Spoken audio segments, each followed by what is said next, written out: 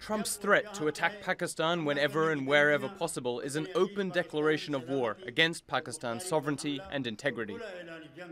The U.S.'s relationship with Pakistan could be at a crossroads. The State Department has again repeated the Trump administration's demands that Islamabad change its approach to militant groups or face the consequences.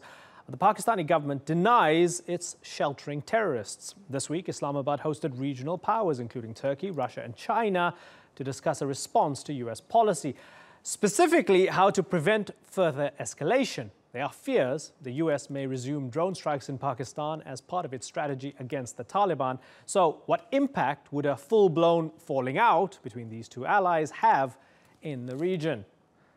Well, to help answer that, I'm joined now from Washington, D.C. by Christine Fair. She's a professor at the Center for Peace and Security Studies at Georgetown University and the author of Fighting to the End, The Pakistan Army's Way of War. Christine, good to talk to you. Tell me why you think Pakistan's a problem.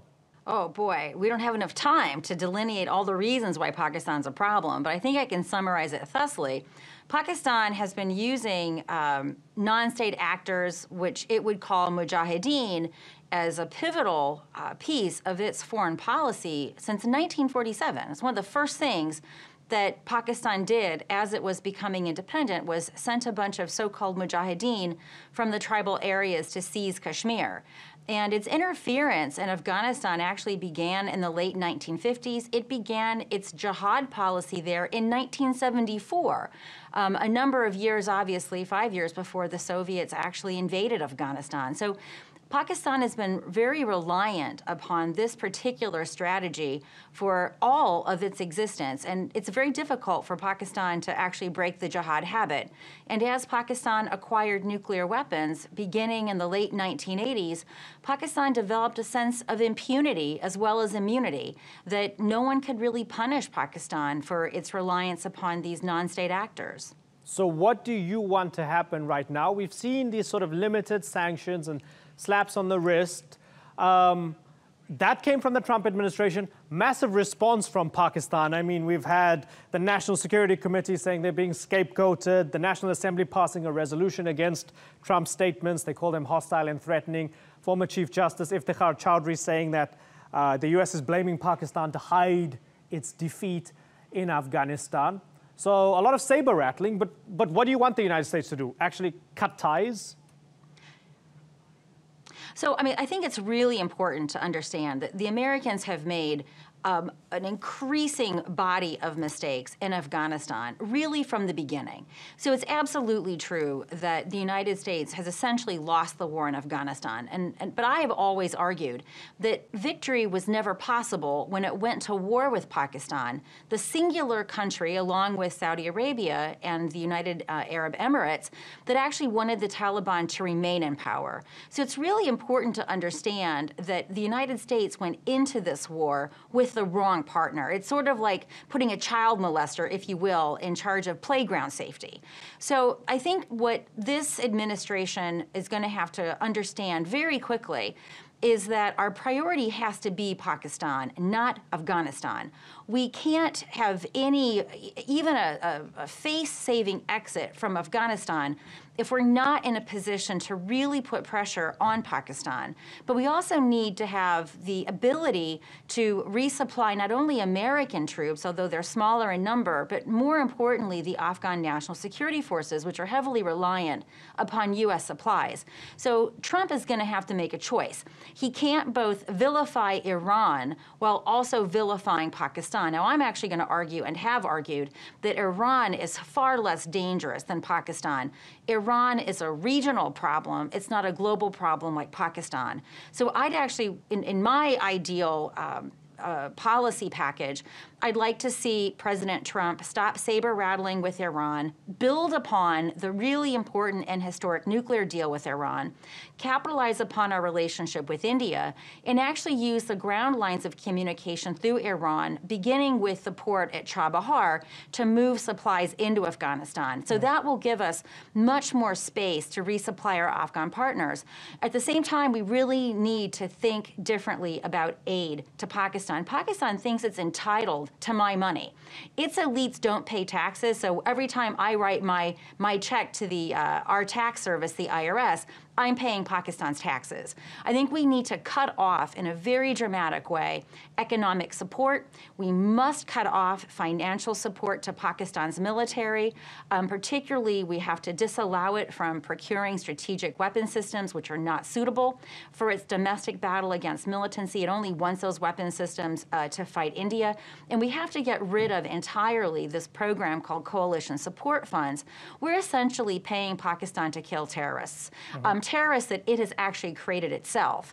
And in other words, it's sort of like paying your kid to keep cleaning his room, but you're really never fair? Paying your kid to keep his room clean. But is that really fair? I mean, absolutely fair. Given that there are two Talibans, right? So you have the one that actually attacks Pakistan within its own homeland, and then the other one across the border in Afghanistan that the ISI is accused of supporting, and not without evidence, right? So you have these two Talibans. Now, it's a fact that there. Okay, fair enough. There are two Taliban organizations. Sure, certainly. Okay, so I've got two questions then regarding the two Talibans. On the one hand, there seems to be ample evidence that the Iranians and the Russians are also supporting the Taliban in Afghanistan. So are they also the problem now? Should Trump also now, go after them? Doesn't that sort of contradict what you're saying about Iran? Because that Taliban's also getting support from Iran and Russia. Yeah, so actually what's really, I'm very glad you mentioned the Iranian and Russian support. First of all, it's actually, we don't really have a lot of information about the extent to which they're supporting the Taliban. My understanding, and I just came back from Afghanistan, the Afghans really believe that this is happening in a big way. Intelligence analysts here call that sort of Afghan math, because there is often exaggeration of that. The Iranians haven't really changed the level of support that they've been giving to the Taliban really since the mid-2000s, and this is tactical support. So from what's happening from Russia's point of view, and Russia, I think, really is a larger concern in a lot of ways. Russia has always been antagonistic to the U.S.-NATO efforts there. Russia actually, we couldn't use the northern distribution route to resupply either NATO troops or the Afghans because the Russians will not allow us to move lethal goods through the northern distribution route. And that was always in place when we were trying to figure out alternatives to Pakistan.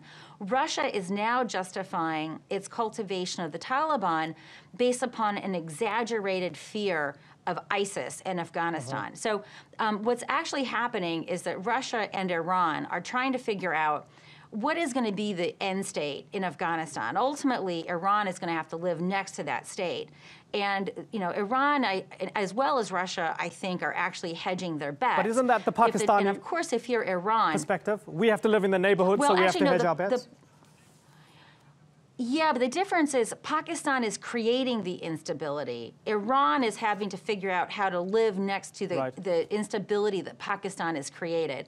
All else equal, what Iran would prefer is a stable Afghanistan, not in the control of the Taliban, which, oh, by the way, is what most Afghans want. What Pakistan prefers is a Taliban-controlled, right? And if it can't have that, it wants chaos. Okay, so the preferences are really quite different. Let me then ask you, I mean, what kind of backlash do you fear if the Trump administration ramps up its sanctions, and I use the word sanctions across the board, we can talk about it militarily, politically, and so on, against Pakistan, and starts to treat Pakistan as a non-ally? What's the worst case scenario? What the Pakistanis have really learned is that they seem to think that the Americans need Pakistan more than Pakistan needs us.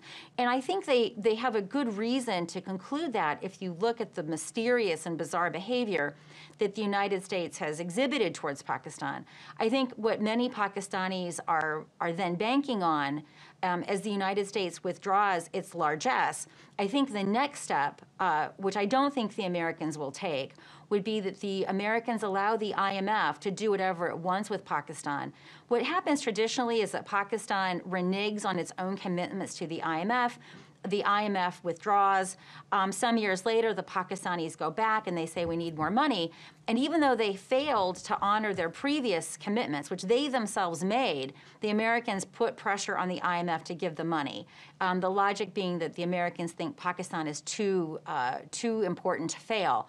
So I think a real test will be how this administration deals with this IMF relationship. I don't even know if this administration understands the IMF relationship. I think the Pakistanis, they are angry, they are worried, and I think Trump, unlike Obama, has this unpredictability to him that he might actually be scaring the Pakistanis in a way that the Americans haven't been able to do since the moments after 9/11. And maybe that's the one upside to this unpredictable, menacing president, is that for the first time in about 16 years, we have a credible threat. Yeah, you and Trump might have finally found some common ground. Christine, I've got to wrap. I've got to move on. No, we don't. I thank you very much for joining us. Thank you so much. Christine. There's no common ground.